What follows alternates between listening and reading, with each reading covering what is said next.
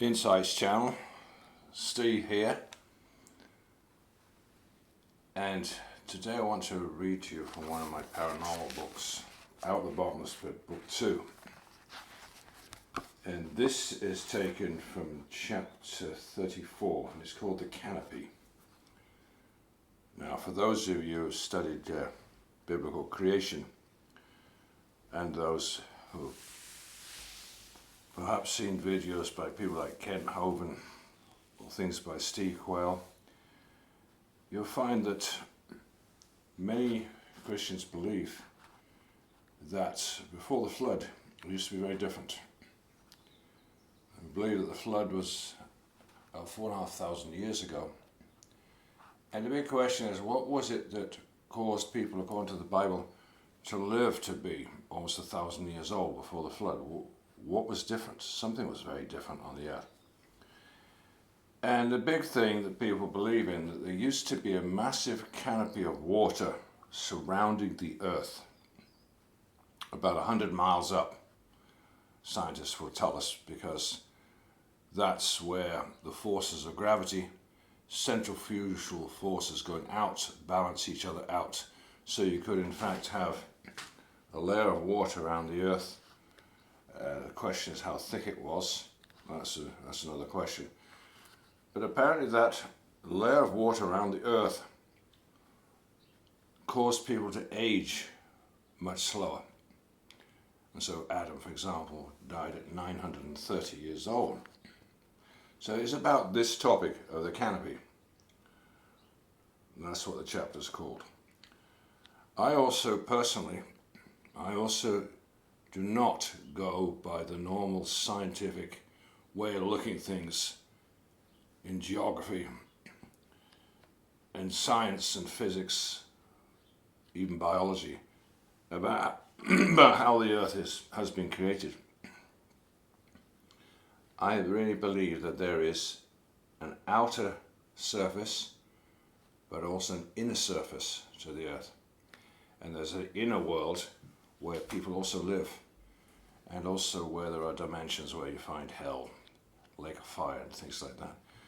And these things are becoming more and more believed, by the way. More and more people are becoming aware of it, and have been very famous people who've discovered these things. People like Admiral Byrd in the United States, 1927 and 1946, discovered that yes, there's an inner earth below our feet, and that the earth is not solid. I showed that in one of my videos, a simple illustration experiment that the earth can't be solid. If the earth was solid, it'd be far too heavy, and it would slow down. People would get crushed from the gravity. It's not feasible. No, the earth is hollow. In the same way that if you have a washing machine, what happens when you put on the centrifuge? The clothes might stay there for a while, but they get thrown out to the sides. And that's what would happen with a spinning earth. It might start off solid, but it'll end up being hollow with everything thrown to the sides, and that's how you get your hollow earth. Also, if you've ever done pottery, as I explained in one of my videos before, when you do pottery and you take a piece of clay and put it on the spinning wheel, you'll find as you're forming something, holes appear both at north and the south, or the top and the bottom, and it becomes hollow. And that's how you make vessels like cups and anything else. Right, and I think that's how God also did it with the earth. Pretty simple. So anyway, without further ado, this is the canopy. Inner earth and the hollow earth. My own theory about the original creation. Yes, I'll give you some new ideas in here. My own ideas, like I've said in my books, you can take with a pinch of salt anything I say, but I would ask people to look into it more and prove it, or disprove it, whatever you prefer. I think that the things I tell you, I try to make them true. I only want to put out true things. So in my own creation theory, which needs yet to be proved or backed up by more people, but basically for their own benefit, because there are a lot of people who already believe this. A lot of scientists, a lot of people who believe in the Bible also believe the earth's hollow. My own creation theory, which needs yet to be proved, is that not only was there a layer of water above the atmosphere before the Great Flood, as other creation scientists have speculated, but that also above the inner earth, around 50 to 100 miles above the surface of the inner earth, there was also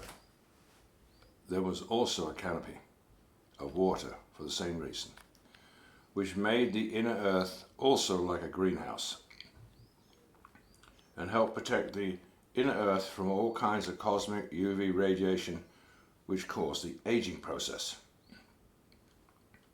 Before the Great Flood, people lived to be up to 900 plus years old. After the Great Flood, the age of mankind kept dwindling down until it was around 70 years old at the time of King David 3,000 years ago. Whoops, I'm already 73. It has stayed around the same ever since.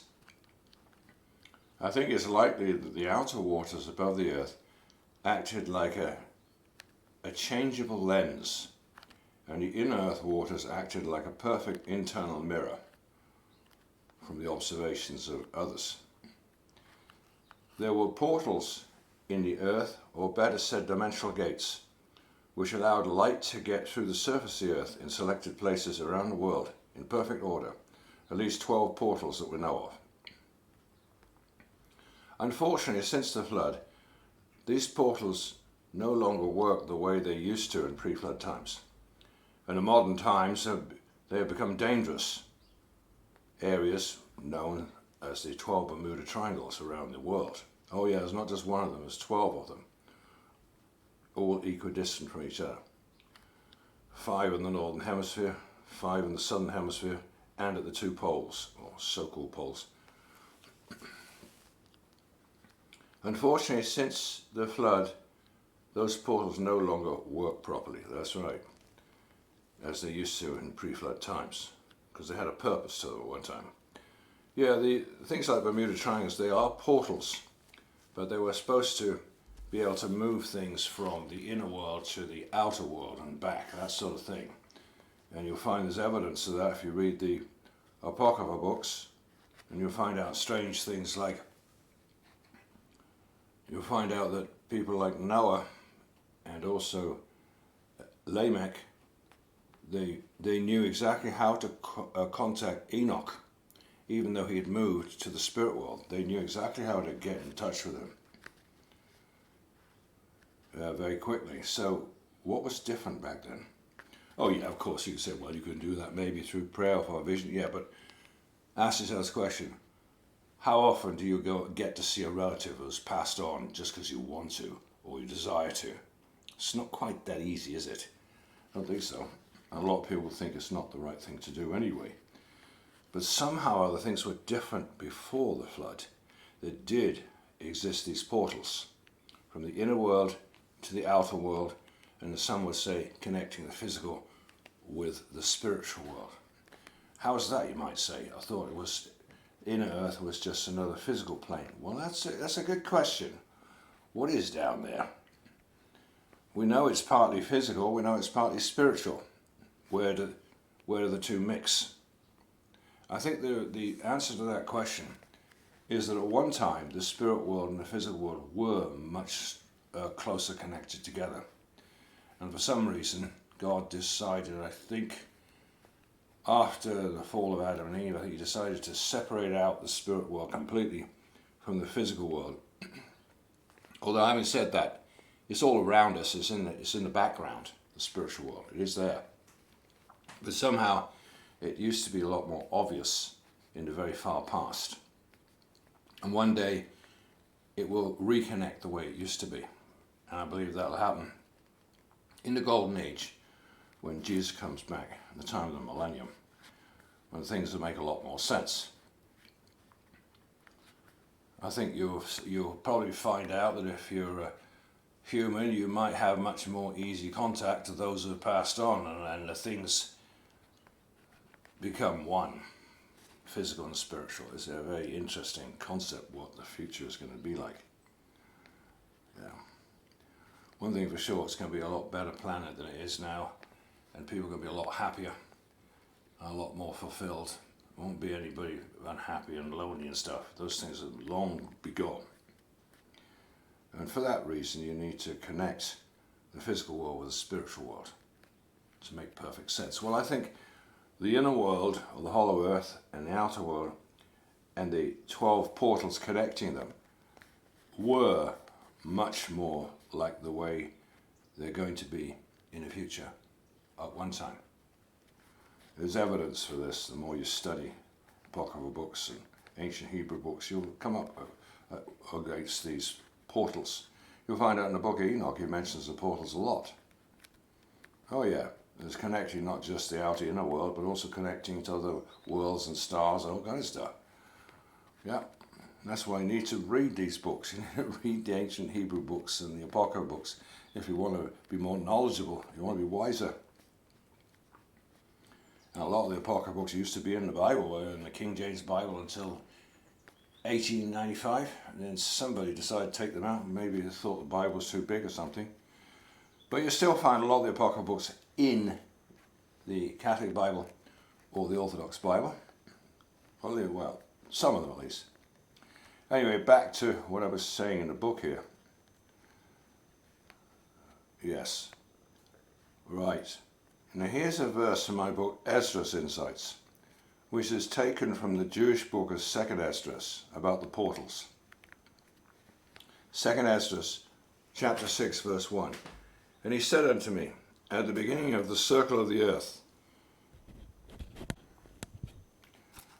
before the portals of the earth were in place, before the foundations of paradise were laid, before the powers of movement were established, before the innumerable hosts of angels were gathered together, and before the heights of the air were lifted up, and before the measures of the firmaments were named, and before those who stored up treasures of faith were sealed.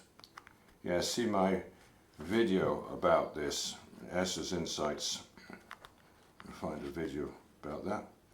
There are apparently 5 Bermuda-like triangles in the northern hemisphere, or portals, and 5 in the southern hemisphere. And the 2 so-called poles of the earth would have also conceivably have been light sources to the inner earth, as they are today in modern times, for a total of 12 portals. I propose that God's original creation was far more fantastic and beautiful than he's given credit for. What if Adam and Eve were indeed placed in the Garden of Eden inside the earth? They might have been able to see the inner sun, but what about all the beautiful cosmos of stars, not to mention the sun and the moon, which normally one could only see from the outer surface of the earth? God would certainly have created the earth in such a way that his first children, Adam and Eve, would clearly have seen his magnificent creation of the sun, the moon, and the stars. Obviously, if that first assumption is correct, then God must have arranged the planet in such a way that Adam and Eve could still easily see the beautiful stars, sun, moon, planets, even being inside the earth. But how was that even possible? Well, the Bible tells us that God is the Father of lights. James 1:17. Every good gift, every perfect gift is from above, and cometh down from the Father of lights, with whom is no variableness, neither shadow of turning. I put it to you that the earth was in the beginning both like a projector with movable lenses and a mirror and original light sources. I propose that what was seen of the universe by Adam and Eve on the inner earth in the Garden of Eden was a perfect internal reflection. The waters above the earth acted as a giant movable lens, letting in the light. The inner waters above the earth acted as a perfect mirror. There are invisible portals, today known as Bermuda Triangles, which sometimes act as dimensional gateways, which before the flood allowed the light to travel through the very surface of the earth. Today, 10 of the Bermuda Triangles, gateways, are at around 30 degrees of latitude, in 5 points equidistant in the northern hemisphere and 5 points equidistant in the southern hemisphere. Strangely enough, in modern times, these Bermuda Triangles are mostly listed as to the immediate right of a landmass. I propose that, as Enoch mentioned in his book, that there used to be a lot less water in the seas of our planet. Originally, all the light portals, well, to give that more exact, yes, it says that only 1/7, I think, or 1/9 of the Earth was water at one time, or seas. Now it's like 80%. And that has gotten in the way of things like the Bermuda Triangles, which are not supposed to be in the sea. They're supposed to be on the land, or the portals. That's how they originally were made. So originally all the light portals, or so-called Bermuda Triangles today, would have for all convenience have been on the land area and not in the sea. The light, when focused on the waters above the inner Earth's surface, which was like a perfect mirror when reflected, which reflect all the light of the cosmos and the sun, moon, and stars back down onto the inner surface of the inner Earth. When it comes to light, water itself has amazing qualities and has been known to sometimes act as a lens, sometimes act as a mirror, other times as a magnifying glass. Whether acting as a lens or a mirror or magnifying glass would depend on different factors, but primarily on the temperature of the waters. Amazing enough, I've just found some evidence to support my theory of the inner waters and outer waters. The inner waters acting more like a perfect mirror in order to reflect the light perfectly onto the surface of inner Earth. The light would have come through the portals of Bermuda Triangles and the poles. Today I was reading a very famous book called Flying Saucers from the Earth's Interior by Dr. Raymond Bernard, 1960. He was talking about many different explorers and scientists who have descended through the North Pole, northern aperture, tried different experiments to show the Earth is in fact hollow. One of them was Admiral Byrd, the highly decorated Admiral of the United States, 1927, 1947. One of the amazing things that scientists and explorers mention is in going through the hole at the north, or the so-called North Pole, and on their way onto the undersurface of the Earth, at some point the sky acts very odd and appears as a mirror in the sky, which he stated that no one at that time understood the cause of this phenomenon, although scientists expected ice crystals. Well, when I read this, I was completely blown away, as one would say, because my theory above is that there used to be a layer of water above the outer surface of the Earth, which acted more like a lens and sometimes like a magnifying glass, and another layer of water above the inner Earth, which, because of uniform temperature, somehow acted more like a perfect internal mirror, allowing for total internal reflection. The fact that scientific observers have found one area of the sky where this mirror effect is still evident and formed by water in the form of ice crystals is very encouraging. This they found beyond the poles. Apparently this connecting northern aperture, which directly connects our outer world with the inner world, is the only remaining location on the entire planet where the mirror waters in the sky are yet still working. It's stated time and again that the inner Earth today has a uniform temperature around 73 degrees Fahrenheit. Well, by all reports. I also think that God, being the amazing, incredible creator that he is, that he created the outer Earth waters above the Earth as a giant changeable lens. When night came, the stars and in fact the whole universe would have been seen as being much closer to the Earth. At night time, somehow the waters above the Earth act as a giant magnifying glass. If the above theory is correct, then at different times of the year, Adam and Eve could have clearly seen the 12 astrological star arrangements in the sky, from Aries to Taurus, as though they're all very close up. Must have been absolutely both spectacular and astoundingly beautiful and breathtaking. The curse of the Bermuda Triangles wouldn't even exist today if man hadn't been so rebellious, destructive, violent, perverse in the first place, which resulted in the judgment of the flood. and also unfortunately caused the destruction of the giant projector of the Earth mentioned above. Well, this chapter goes on quite a while. I don't know if you're finding this interesting, I hope you are, but it's getting a bit long. If you want to read more of this, you'll have to get hold of my book, which is Out of the Bottomless Pit #2. That just came out a couple of years ago. So Out of the Bottomless Pit #2, and I just read you about a third of that chapter. Wow. What it says on the back of my book here is, Out of the Bottomless Pit 2 is a sequel to my first book, Out of the Bottomless Pit 1, about the paranormal and the supernatural. I'm sure you've already noticed the vicious dragon on the front cover coming out of the bottomless pit, along with locusts with scorpion tails and ferocious giants coming out of the pit, attacking people taken from the Book of Revelation chapter 9. What will a transhuman technology do to our future?